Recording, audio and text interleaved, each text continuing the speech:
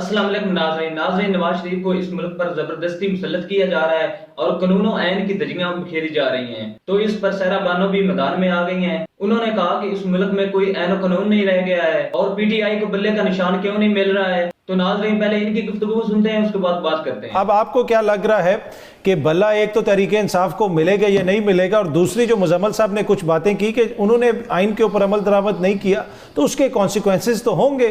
तो अब अगर बल्ला नहीं मिलता तो उनको ज्यादा गिला शिकवा नहीं करना चाहिए। अस्सलाम वालेकुम। एक आप मेरा ब्लड प्रेशर बढ़ाने का मनोरंजन जरूर करते हैं। मुजम्मिल साहब नून लिख के? नहीं, वो आइन की बात कर रहे थे। अच्छा, आइन कौन सा? ये हमारे मुल्क में आइन है? ये जो पिछले 16 महीने में जो आइन तो नहीं है, टूट गया। नहीं सर, वैसे भी आइन की किताब में कुछ नहीं है। मुझे कुछ एक बता दीजिए ताकि मेरे दिल को भी सुकून आ जाए कि ये आइन की किताब के मुताबिक वो हुआ है। सबसे पहले अगर अवाम के हकूक पर आते हैं तो वो बिल्कुल उसमें से एक चीज भी नहीं है, वो नहीं है।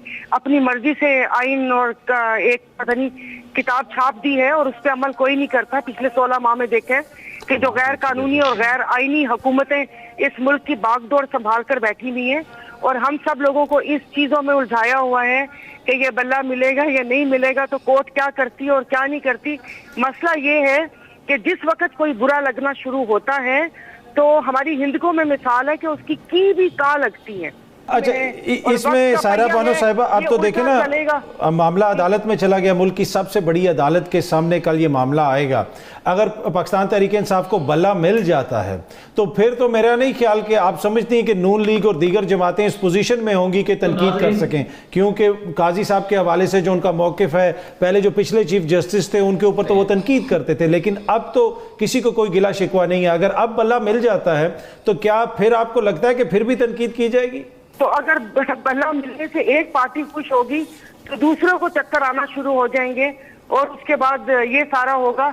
बाकी अदालतों का तौहीन अदालत का लग जाए, हमारी अदालतें हैं, सुप्रीम है, वो और बात है कि मैं सोया सुप्रीम ऑयल यूज करती हूँ और अगर ऐसा होता तो 139 नंबर ना होता, 55,000 केसेस पेंडिंग ना होते और एक बाबा ये ना कहता किसी पुलिस वाले को कि जा अल्लाह तनु थानेदार लगवाए, कि तुमने 12 साल पहले कहा था 5,000 रुपए दो, मामला यही निपटा देता हूँ। 12 साल बाद उस केस का फैसला हुआ था और आज हम जुल्फकार शहीद भुट्टो का केस खोल के बैठ के क्या कहते हैं, राख ना कुरेद रहे होते। अब इंसाफ का तकाजा तो यही है कि जिसको अवाम ज्यादा वोट देंगे वही वजीर आजम बने, तो उसमें इस वक्त तक तो यही लग रहा है कि मियां साहब जो है वो वजीर आजम बन जाएंगे। ये मजाक किया आपने? नहीं, मैं देखें टीवी पे संजीदा प्रोग्राम है ये। अगर आप गरीदा के सर्वे में जा रहे हैं फिर तो मैं कुछ नहीं कह सकती, लेकिन हम तो आवाम में उठते बैठते हैं। मैं इस वक्त यहाँ गाँव में बैठी हुई हूँ, यहाँ पर लाइट भी नहीं है, सर्दी है और लाइट नहीं है और सोलर भी सही काम नहीं कर रहा और आप देख रहे होंगे पीछे सारा कुछ, कि देख लीजिए कि जहाँ पर लाइट भी सही तरीके से देने के काबिल नहीं है, यहाँ पर बैठ के भी यहाँ पर क्या हो रहा है कि यहाँ पर भी लोगों को शऊर आया हुआ है कि ही चाहे कि इलेक्शन साफ है अभी। मैंने कहा नहीं, अभी कि साफ होंगे या नहीं होंगे क्या पता, मकबूलियत हो, कोई किसी की आंख का तारा हो, राज दुलारा हो, किसी ने ऐसे करना हो, दिल पे पत्थर हाथ रख के कि हम इस मुल्क में पैदा हो गए, सारी गलती हो गई कि हमने जो सौहार्दों जैसी जिनको ताकत चाहिए थी हमने उसका तसलसल क्यों तोड़ दिया। जैसे मैंने बोला कि हमने वो सौहार्दों की ताकत देनी थी जिस खानदान में, हमने उसका तसलसल क्यों तोड़ा, ये हमारी गलती है, हम माफी मांगे और ये सारा कुछ करें। भाई जो अवाम की जो मकबूल, आप साफ शफाफ इलेक्शन एक मुल्क में वो नहीं दे सकते। इतने बड़े बड़े नाम, इतने बड़े फन्ने खान है और आप लोग लेवल प्लेइंग फील्ड मांग रहे हैं। मेरे मुंह से तो कभी नहीं निकला, मैं तो एक तिफले मकतब हूँ, जुमा 8 दिन हुए मुझे तो कोई दे भी तो मैं ना लूं। ठीक है। अच्छा सारा बानो साहिबा, क्या बिलावल साहब बन सकते हैं वजीर आजम? उनकी जमात भी ऑब्वियसली वो कहती है सिंध में हमारा इतना मैंडेट है, दीगर जगहों से भी मैंडेट लेंगे, तो उसमें आपको लग रहा है कोई ऐसी सूरत हाल हो सकती है?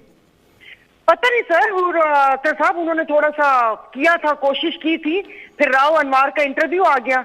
यानी कि हम ऐसे मुल्क में रहते हैं कि जहां पर एक पुलिस वाला बैठकर सारी करप्शन की दास्तान सुना रहे हैं, लेकिन आपको और मुझे पता है कि वो कान मरोड़ने के लिए सुनाई गई है कि बेटा तेरी करप्शन बताई है तो इसको साबित भी बाहर भी निकाल सकते हैं, तो इसलिए खामोश। तो अपना अपना चूरन बेच रहे हैं कि ये हमारी हलीम ज्यादा मजेदार है और हमारी बिरयानी में ज्यादा मसाले हैं। बाकी हंस पार्लियामेंट बनेगी, एक अगर ये सोच रहे कि एक पार्टी को 50-55 सीट्स मिलेंगी, तो दूसरा ये सोच रहा है कि उससे बढ़ के मैं 60-62 ले लूं। तो नाजरीन, आपने गुफ्तगू सुनी। सहरा बानो वो पार्लियामेंटेरियन है जब इनके साथ कोई भी नहीं था, तो इस अकेली खतून ने इम्पोर्टेड सरकार और इम्पोर्टेड हुकूमत का डट कर मुकाबला किया। सहरा बानो ने हमेशा कानून की पासदारी की है और शहबाज शरीफ और नवाज शरीफ के करतूत गिनवाती रही हैं, जो अपनी मर्जी से गैर कानूनी और गैर आईनी हुकूमत संभाल के बैठे हुए हैं और हमें बल्ले की भागदौड़ में लगाया हुआ है कि पीटीआई को बल्ला मिलना चाहिए या नहीं मिलना चाहिए, या कोर्ट क्या फैसला करती है। सहरा बानो का कहना था कि अगर पीटीआई को बल्ला मिलता है तो दूसरी पार्टी को चक्कर आना शुरू हो जाते हैं।